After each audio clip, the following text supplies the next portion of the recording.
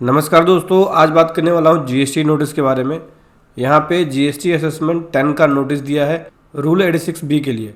हाँ जी दोस्तों, और ये एक पर्टिकुलर एक मंथ का नोटिस है, फाइनेंशियल ईयर 24-25 का। मैं आपको दिखाता हूँ, देख सकते हैं ये रूल 86B का है, जहाँ पे बोलते हैं कि आपकी जो टर्नओवर है वो 50 लाख से क्रॉस हो गई है। मतलब कि बोल रहे हैं कि अक्टूबर 24 में जो आपकी टर्नओवर है वो 75.92 लाख है, ठीक है, जो आप सेल कर रहे हो, जिस पे आपने टैक्स 9.3 लाख अपना घोषित किया है।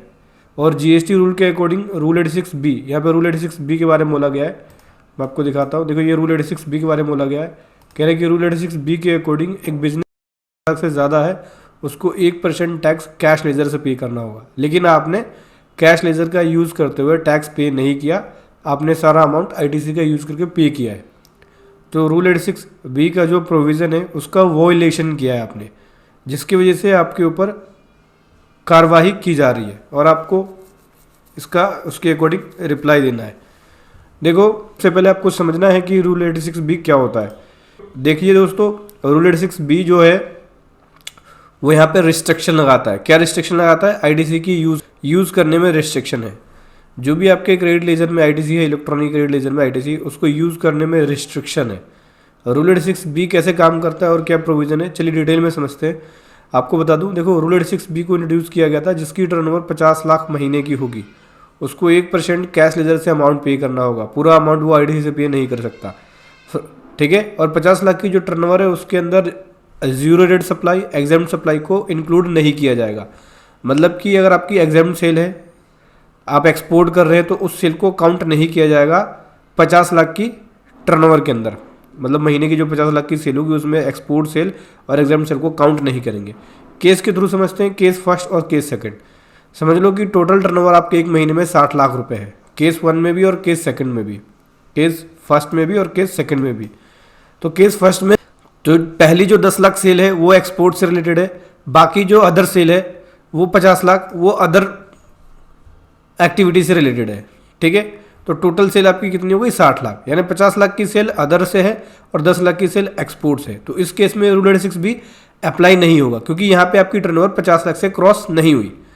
दूसरे केस में समझो कि 5 लाख की टर्नओवर आपकी एक्सपोर्ट से है, 4 लाख की टर्नओवर आपकी एग्जाम सप्लाई के है और 51 लाख की टर्नओवर आपकी अदर सेल से है।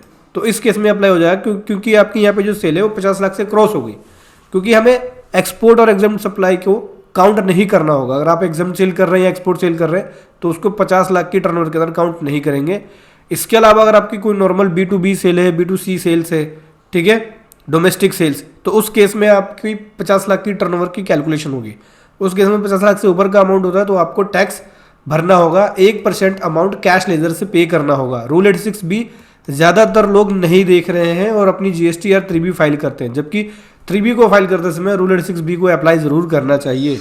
तो समझ के दोस्तों, यहाँ पे रिस्ट्रिक्शन है। रिस्ट्रिक्शन ये है कि अगर आपकी सेल महीने की 50 लाख है तो उस केस में 1% अमाउंट आपको कैश लेजर से पे करना है, पूरा अमाउंट आप आईटीसी लेजर से पे नहीं करेंगे। यानी 99% तो आईटीसी से पे करेंगे, लेकिन 1% कैश लेजर से पे करना होगा, ठीक है। लेकिन यहाँ पे कुछ आपको एग्जाम्पशंस मिल जाएगी, कुछ रिलैक्सेशन से, कि किसके ऊपर रूल 86B अप्लाई नहीं होगा। समझना, बताता हूँ किसके किसके ऊपर अप्लाई नहीं होगा। तो रूल 86B जो है वो अप्लाई नहीं होगा। किस पे अप्लाई नहीं होगा? पहला, ऐसा पर्सन जो कोई प्रोप्राइटर है, करता है, मैनेजिंग डायरेक्टर है, पार्टनर है, होल टाइम डायरेक्टर है, पार्टनर है, मैनेजिंग कमेटी का मेंबर्स है या बोर्ड ऑफ ट्रस्टी है। अगर वो 1 लाख रुपए का टैक्स, इनकम टैक्स भरता है, इनकम टैक्स एक्ट के अकॉर्डिंग लास्ट 2 ईयर के अंदर, लास्ट 2 फाइनेंशियल ईयर में भरा है उसने, तो उसके ऊपर अप्लाई नहीं होगा, ठीक है।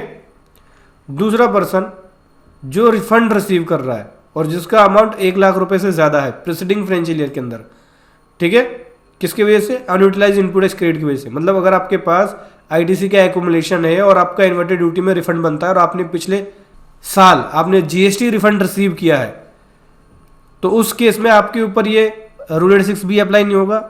दूसरा पर्सन जिसका रिफंड 1 लाख से ज़्यादा है प्रीसीडिंग फाइनेंशियल ईयर के अंदर, दूसरे में भी 1 लाख से ज़्यादा का अगर आपने रिफंड रिसीव किया है, यहाँ पे क्लोज फर्स्ट का है और यहाँ पे क्लोज सेकंड का है, सेक्शन 54 सबसेक्शन 3 रिफंड से रिलेटेड है।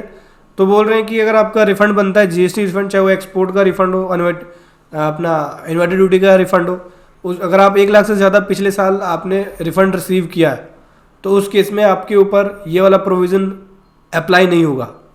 तीसरा पर्सन जो 1% अमाउंट, जो टोटल लाइबिलिटी है उसका 1% से ज़्यादा का अमाउंट वो कैश लेजर से पे कर रहा है, तो उसके ऊपर भी ये वाला प्रोविज़न अप्लाई नहीं होगा। और उसके अलावा इन सभी रजिस्टर्ड पर्सन पे अप्लाई नहीं होगा, जैसे government department, public sector undertaking कोई है तो वो, लोकल अथॉरिटी, स्टैट्यूटरी बॉडी, इनके ऊपर ये प्रोविज़न अप्लाई नहीं होगा।